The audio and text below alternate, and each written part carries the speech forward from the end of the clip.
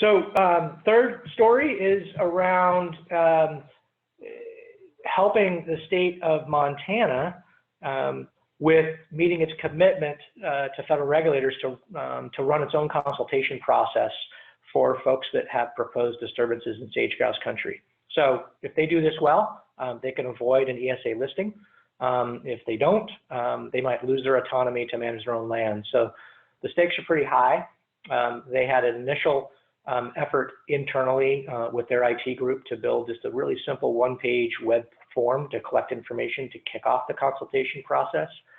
And one of the things that they learned is that web form just wasn't, couldn't collect enough information. It wasn't smart enough to deal with the different types of projects, et cetera. And so we took a long, hard look at that and figured out a way to collect a lot more information with the least amount of effort by the landowners and developers who were in there proposing these projects, and to speed up the entire review process by automating it. So scaling out this part of the program was really important, and the results have been pretty good.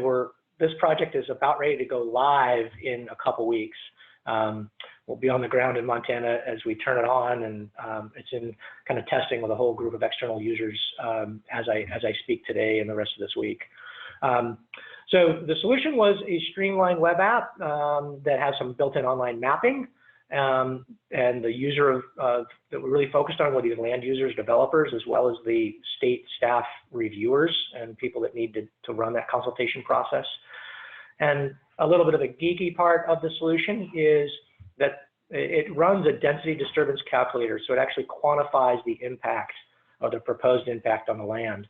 And we needed to figure out a way to do that in real time. It used to be that they'd submit the stuff, and then in the back office they'd crunch through, run the calculator, and then they'd have hours to do that if they needed to. What we were charged to do is see if we can't figure out how to do it in real time to help those landowners propose their disturbances and then immediately see the impact, then be able to adjust their project design and see if those adjustments can lower their impact. And by really providing the right tools for landowners and developers and make them real-time and responsive, the sage-grouse habitat can be better protected, and financially they have less mitigation to do. And so it's kind of it was a neat project to put good tools in the hands of the folks that most need them in order to have the best results. And so, sorry, the last geeky part was in order to pull that off, one of the things we needed to do was convert that calculator from Transact SQL into Java. In other words, move that core part of the system from just being wrapped up on the back end and the database side, and really create a real middle tier where business logic can run and do a separation of the systems. And maybe a little bit geeky, but the idea is you want to have a good multi-tiered structure to your tools so that each part of the system can evolve independently when the business or operations needs change, and you can do that at least cost if it's architected well to begin with.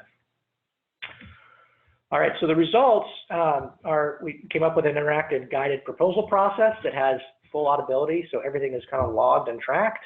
And then there's a dynamic questionnaire that is built on the fly depending on the answers to other questions and how they filled out or described their project. And it also provides a really consistent experience for everyone involved, and it's a lot more predictable on what's being asked for when. So the pictures down below are just a few of the steps, the first few steps of the wizard or this proposal process. The next few slides, they go into a little bit blown up so you can see them a little bit better. So the first step is just giving them some instructions on what's required. They can pull up the statewide map and determine if they even need to go through the consultation process. They got a lot of submissions in the first version that didn't even need to go through the consultation process. So we're hoping to streamline that quite a bit for the reviewers. The first step looks like a pretty basic, perhaps boring web form that just asks for a name and a project type and some basic information. And then it gets into the little bit more fun stuff where users can draw on the map, or they can upload a GIS file of their proposed project. Down below, they detail out what the type of disturbance it is, And then below this, it's kind of, you can't see it in the screenshot, is the ability to click a button to run the density disturbance calculation and get a quantification of their impact. The red circle over here is actually the border of a buffered lek, or an active breeding ground for sage grouse. And so the distance between that lek and this proposed disturbance is going to be one of the factors that's an input into the calculation.